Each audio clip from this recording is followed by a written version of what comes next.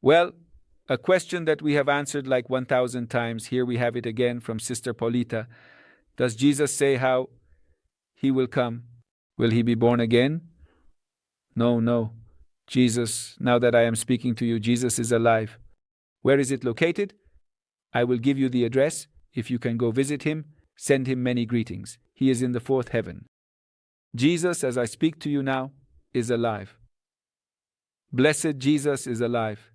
He is in the fourth heaven. God grants him blessings and sustenance there.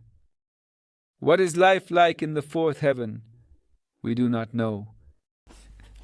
But what is certain is that at the end of times Jesus will descend from the fourth heaven with a multitude of saints in a great group of saints coming from heaven to earth. It will be a very fabulous miracle. Imagine, Jesus comes from heaven to earth, super beautiful. That will be one of the miracles we are eager to see. As Jesus comes from heaven to earth, there are many sincere Christian followers of Jesus who will incorporate him and accept him, and Jesus will guide them all towards Islam. It says, look, everything the church taught was false, and Paul was a lying Pharisee. The path of Jesus is the same path as Muhammad, and I am a follower of Muhammad. Peace be upon him. Then it leads all Christians towards Muhammad's 2000 Ain and the path of Muhammad, which is the Imam Mahdi, and walks with him.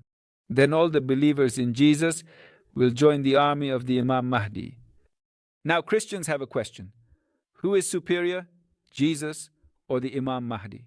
Well, they, as Christians who have believed all their lives that Jesus is the Son of God, which he was not, as he was a messenger of God, then they expect Jesus to be superior to all, but that is not the case. It is the Imam Mahdi who is superior, but that is what they want to show to the people. The Imam Mahdi, in a sign of humility, says to Jesus, "O Jesus, peace be upon you, come to lead the prayer." Because in Islam, who leads the prayer? The person who is superior in spiritual rank. Then Jesus says, "No, I am not going to lead the prayer." So since you are the Imam, for the entire community, you are our leader, O Mahdi. You have to lead the prayer. Then the Christians at that moment realize the importance of the Imam Mahdi on that day. We expect nothing from them. We say, look, Christian brother, it is not necessary for you to believe in Imam Mahdi as superior. No, it is not necessary. Although that is a reality, you are not equipped to accept that truth. It is beyond your understanding.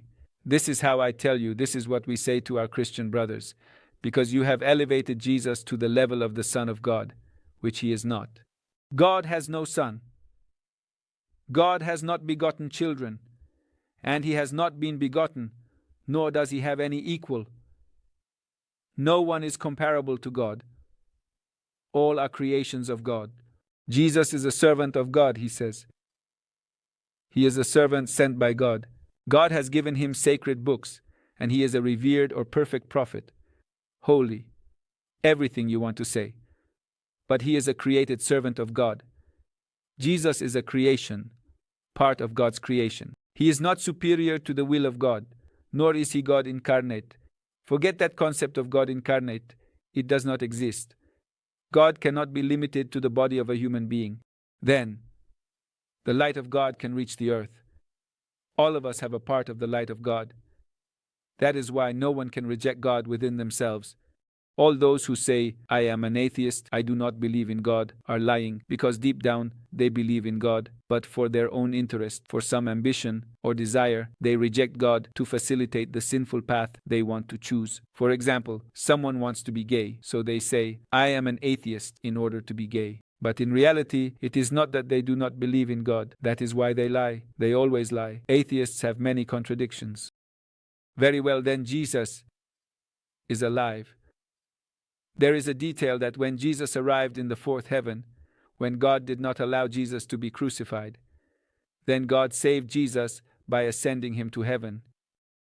When he reached heaven, at that moment, he took his life and resurrected Jesus again in the fourth heaven. Many narrations say that when Jesus arrived in the fourth heaven, The archangel of death took his life, and Jesus died in the fourth heaven. There, he was given life. We do not know more details, but what we do know is that now, if Jesus is a source of God's blessing, it is even on earth, but through the hand of the Imam Mahdi. What does it mean? Listen, that part is also a bit more superior to the understanding of many. But I am going to tell you because here on this channel we have said we will speak the truth without holding back. Let's see. We have the treasurer of a bank. Everything that wants to leave the bank has to be authorized by the bank's treasurer, who gives the order. In the end, it arrives, he signs it, and hands you the money. The same. This is called Khalifatul Hefi Arde, the representative of God on the face of the earth. There will always be a representative of God on the face of the earth, the treasurer of God's blessing. So, is all the blessing of God that wants to reach the earth? Khalifatullah will affirm it. The man who is the representative of God on the face of the earth is the Imam Mahdi. Now it is the Imam Mahdi. In the time of Jesus, it was said that all the blessings of God that would come to the earth were through the hand of Jesus. In the time of Moses, it was through the hand of Moses. In the time of the Prophet Muhammad, peace be upon him, it came through the blessed hand of the Prophet of Islam. In the time of Imam Hussein, it was through the hand of Imam Hussein. And so on. Now, in this time we are in, who is the authority from God that is alive? Is it Jesus? No, Jesus is in heaven. Who is the Imam of the time? The Imam Mahdi.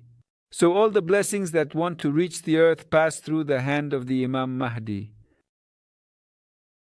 This means that you, for example, will ask for the intercession of Jesus, so that Jesus asks Jesus to make the supplication before God. This is called intercession. Jesus asks God to heal my sick mother. Jesus asks God to heal his sick mom. It will be the signed check for the cure of your mom. That check reaches the treasurer of God on earth. Who is he? The Imam Mahdi. The Imam Mahdi will sign it. It is applied on earth. Do you understand me? All of God's blessings on earth come through the hand of the Hujuhi Fiyar. That is why we say, La ulal hujja, la sahatil ard. If it were not for Hujjatullah, for that pillar of the light of God on earth, the earth could not endure. It would be destroyed. It would be destroyed. By the existence of Hujjatullah, the perfect human being, the blessing of God will come to the earth. Canas dalumalaika tuba rufofija betara bien col de hunger. Where? Where do they arrive? In Suratul Qadr, on the night of decree. When does it say? Where they arrive? The provided text appears to be nonsensical or not in a recognizable language, making it impossible to translate accurately into English. Please provide a coherent text for translation. Aloman tata tanazdalul malaika. To whom do the angels of God come on the night of the written? Whom do they bring on the night of decree? They bring the Holy Quran and everything that God has decreed. In whose heart do they bring it? To you? When have they brought for you? For me? Never.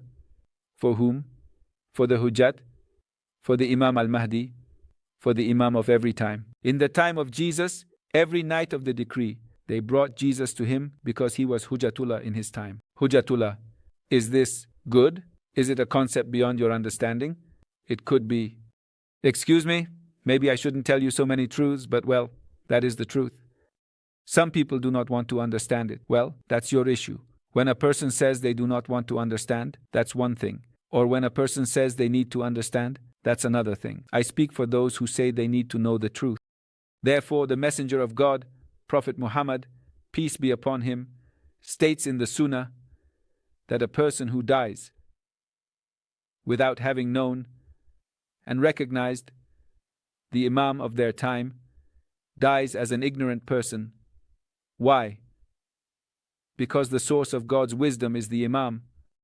If you have not served the Imam of your time, those doors of the wisdom of God will never flow into your heart. It is impossible for you to reach wisdom. You will never attain ma'arfa, deep knowledge, without being in contact with the Imam Mahdi, the spiritual contact. So everything they really want to become mystical is achieved through that contact with the Imam Mahdi. That is the only way. You, through yourself, go to the sanctuary of Imam Hussein, ask for one thing, for Imam Hussein to intercede. For example, for me, I need a lot of money. All right. If Imam Hussein is going to ask God, God says, very well, the check is signed, the check goes through, who will re-sign it here on earth? The Imam Mahdi. Excellency Abbas, do you want to apply? Ask God, God, that man has a sick son, please. He wants his son to be healed. Very well, that is the intercession of Abba. The father of Abbas goes to heaven. If God affirms it, he goes to the angels. The angels bring him to the Imam Mahdi. Tanaz gives it to the Malay. Rufo fiabeth naraben, with the hunger of Salamonia. This is on the night of, I believe, the Imam Mahdi signs it. May it be passed on. So be it. The Imam Mahdi signs it and is like the treasurer of God's blessing on earth. Therefore, a believer every morning when they wake up greets the Imam Mahdi. Salam Allah al-tammil kamil ala hujjatillah. Assalamu alayka yasa. Thus, he greets the Imam Mahdi because he knows that through this greeting to that man of God on earth, the treasurer of God will receive the blessing. Therefore, the believer every morning when they wake up greets the Imam Mahdi. Salamun ala al-Yasin.